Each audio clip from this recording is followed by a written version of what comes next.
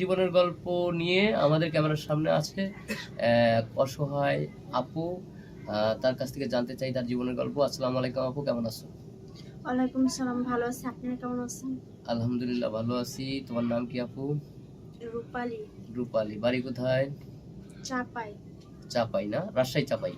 হ্যাঁ। আচ্ছা, তোমার পরিবারে কে কে আছে? আমার পরিবারে কেউ নেই, আমি একাই। দাদির কাছে মানুষ হয়েছে, আমার বাবা ছোটবেলা মারা গেছে। ও, দাদির কাছে মানুষ হয়েছে না? হ্যাঁ। তোমার বাবা মা ছোটবেলায় মানুষ মারা গেছে।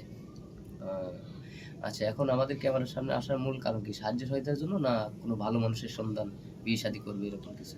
ভালো মানুষের ইয়েদের জন্য তো আসছি, যেন একটা ভালো মানুষ পেলে সংসার করতে পারি সেরকম।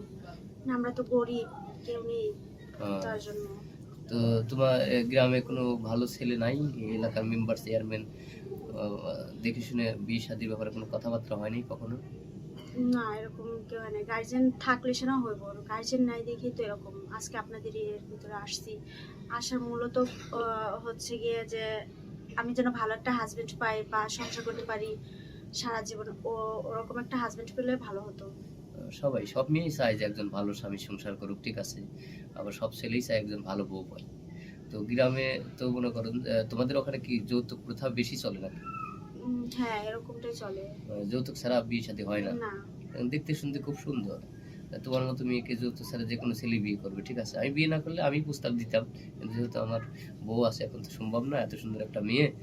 তো যাই হোক, দর্শক বিন্দু আছে, দেখি কোনো ব্যক্তি তোমার জন্য মানে পাওয়া যায় কিনা। আমরা ভিডিওটা পাবলিক করবো, তো তোমাকে অনেকেই চাইবে, তো তোমার পার্সোনাল ফোন নাম্বার দাও। আমি ফোন ইউজ করি না, ফোন খাইতেই পারি না, ফোন কোথেকে কিনবো? তাই নাকি? মানে ফোন, মানে ফোন কেনার টাকা নাই? না। আহ, এখন কি এই সমস্ত কথা কেউ বিশ্বাস করে? আহ, একটা ফকিরেরই তো একটা ফোন আছে। থাকে ঠিক আছে, কিন্তু আমি তো কোনো কাজ টাজ করতে পারি না, দাদির কাছে মানুষ হয়েছি, তাহলে আমি ফোন কিনবো কি দিয়ে? ফকিরের ঘরে ফোন থাকা স্বাভাবিক, কারণ ফকিরই তো ভালোটা ইনকাম করে, তুমি তার ভিক্ষা করতে পারবে না নাকি? সরি, কিছু মনে করো না, তোমার সাথে মজা করলাম, কারণ তুমি হয়তো একজন অসহায় মানুষ। কষ্ট নিও না, হ্যাঁ। আমরা চেষ্টা করবো, ঠিক আছে। তো যাই হোক, এখন মনে করো যে অনেকে দেশ বিদেশ প্রবাসী ভাইরে আছে, অনেকের দ্বারা বয়স বেশি হয়েছে, যে 35-40, এমন কোনো ব্যক্তি হয়তো মানুষ ভালো, যে তোমাকে চায় বা বিয়ে করতে চায়, তো তুমি কি রাজি আছো? হ্যাঁ, আমি রাজি আছি, কিন্তু ভালো হতে হবে। ভালো হতে হবে, হ্যাঁ। মনের দিক দিয়ে ভালো হতে হবে, কেয়ারফুল হতে হবে, হ্যাঁ। এই তো। তাছাড়াও তোমার একটা স্বপ্ন আছে না, যে তুমি এত সুন্দর একটা মেয়ে, একটা স্মার্ট ছেলে তোমার প্রয়োজন নাই? যে আমি সুন্দর মানুষ, আমি একটা স্মার্ট ছেলে চাই, একটু লম্বা চূড়া চাই, সুন্দর চাই, এরকম কিছু ডিমান্ড না আছে? না না না, স্মার্ট ছেলেদের প্রতি মানে ওইসব ছেলেরা কখনো বউদের মন বোঝে না, বাট কথা হচ্ছে যে ছেলেরা রূপ দিয়ে কখনো কিছু হয় না।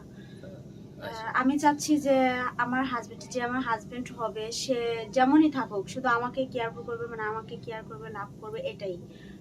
ভালোভাবে যেন আমি মৃত্যুর আগ পর্যন্ত সংসার করতে পারি। Thank you. আর স্মার্ট ছেলেরা তো ওরা তো মানুষকে ঠকায়, মানে মেয়েদের জীবন নিয়ে খেলা করে। তো আমি সেরকম চাই না। ধন্যবাদ। আমরা আর স্কিপ বাড়াবো না। সুপ্রিয় দর্শক, মেয়েটার জীবনের গল্প শুনলেন, সে একজন ভালো মনের মানুষ চায়। আমাদের স্ক্রিনে আমাদের নম্বর দেওয়া থাকবে, মেয়ের কোনো পার্সোনাল ফোন নাম্বার নাই, কেউ অযথা ভিডিও কল দিবেন না।